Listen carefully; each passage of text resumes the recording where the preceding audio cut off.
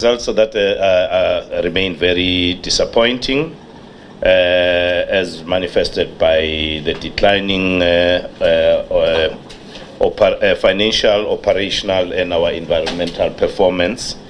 Acting CEO of Eskom, Jabu Mabuza, presenting yet another depressing financial report of the power utility with 440 billion rand debt and escalating operational costs as a result of employees' wage bill and debt servicing. The company, at least according to lawmakers, is effectively bankrupt, and Mabuza seemed to agree.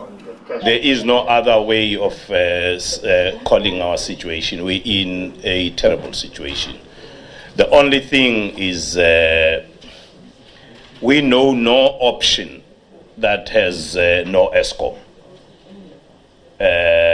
which one needs to see the President's directive about unbundling being more informed by de-risking the concentration. The concentration which comes about with this vertically integrated utility is that anything that happens, whether it's on the municipality that not paying all of Eskom is at risk. To add to the power utility's financial woes is rampant acts of corruption.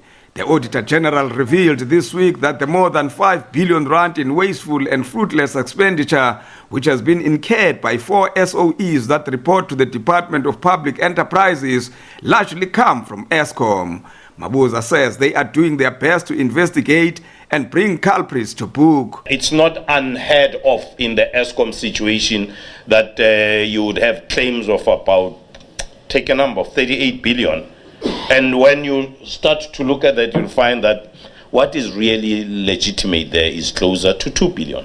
Another monkey in Eskom's back is the 440 billion rand debt. The cost of servicing it have risen from 44 to 60 billion rands. Currently, we have 440 billion worth of debt.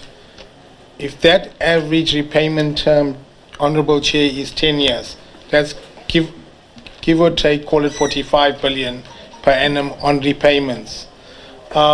Similarly, the interest on that, around 10%, is about 40 billion per annum. So that is why we're showing our debt service cover of 85 billion. Getting back to Honorable Maria's comment on the cash flows, and we're bankrupt.